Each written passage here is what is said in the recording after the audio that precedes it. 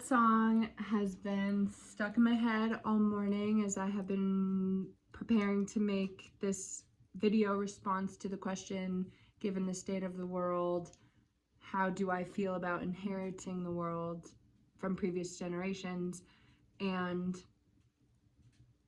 it's been helpful to remember that all of us, each of us, have a light inside, and we can let it shine and have a positive influence on the world. And we can use that light to help ourselves and others step out of the darkness and learn different tools to make a difference and make this world a better place. Some initial feelings that came to mind when I read the question were, I feel fear for sure, and heartbroken, confused, stuck. There's depression sometimes.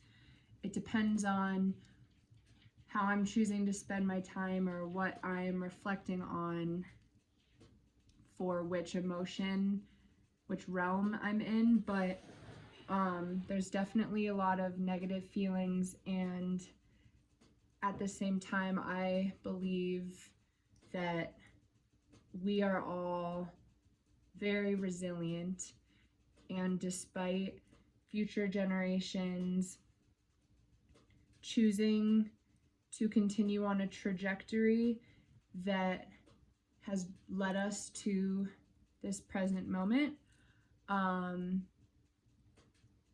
I think moving forward,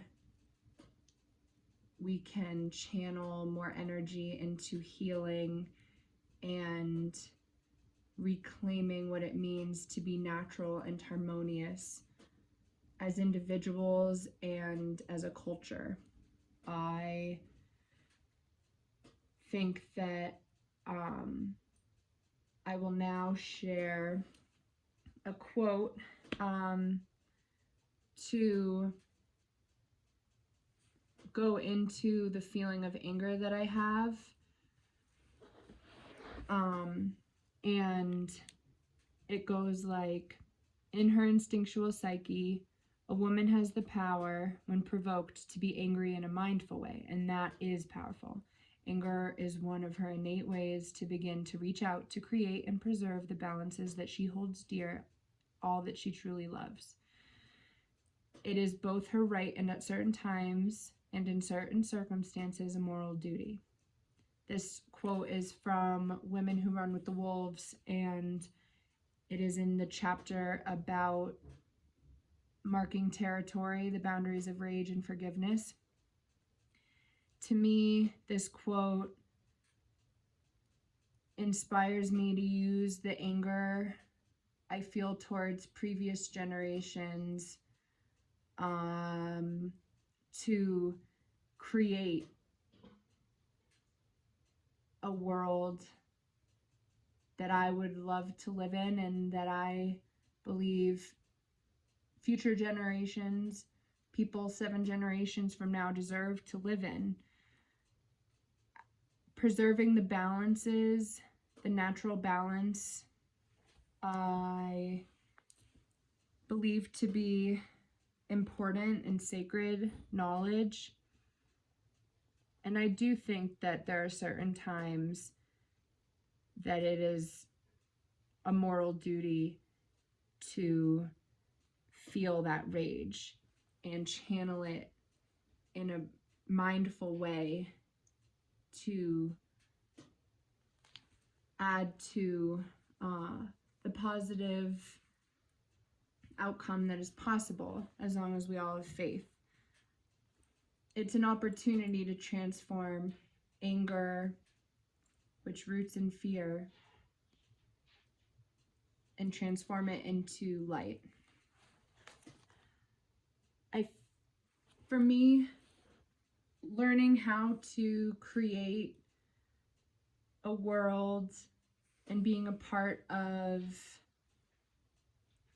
making this world a better place is something is a lifestyle that I want to be a part of.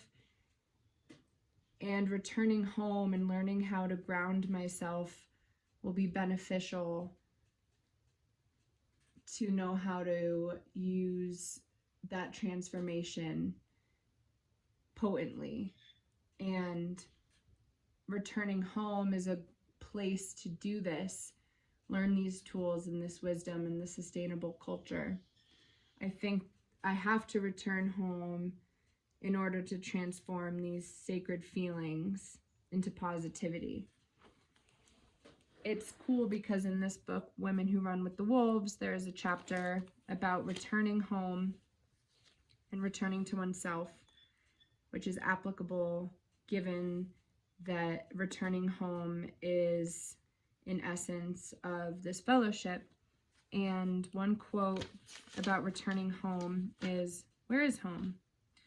Home is where a thought or feeling can be sustained instead of being interrupted or torn away from us because something else is demanding our time and attention." Another quote is, "Home is a sustained mood or sense that allows us to experience feelings not necessarily sustained in the mundane world. Wonder, vision, peace, freedom from worry, freedom from demands, freedom from constant clacking." These two quotes both include sustaining a sense of home in oneself. And because we are connected, ourselves and our souls are connected to the natural world, it is vital to strengthen those connections in places with like-minded people and learning from each other and storytelling and passing down things that will help people who don't know it's an option. I think that capitalism and the box that we are tried to be kept in by society and the system doesn't want us to feel a sense of wonder and peace, and doesn't want us to take time to slow down and take a moment to regroup with what really matters and reconnect and recalibrate with our natural cycles. Because if we were to do that, we would choose the path of lightness and protection of our earth and protection of each other. And that would be a part of the language. And so I do feel frustrated that that language isn't always enabled or encouraged. And that's not the narrative that we see on the news a lot of the time. And yet we still can choose for ourselves to keep digging and find those people to collaborate with and come up with creative solutions to different problems, whatever they may be. And another quote is, "If a woman absolutely values her going home cycles, those around her will also learn to value them." This is meaningful because it's not about me, it's about all of us as one, and really believing that we are all connected and we are all one, and coming together and transmitting energy and transmitting knowledge is a sequence, and there's a cadence to that, and I want to be a part of that. I know that I have been sprinkled on with different bits of wisdom and knowledge along the way, and it's fun to connect with people and share what's been shared with me.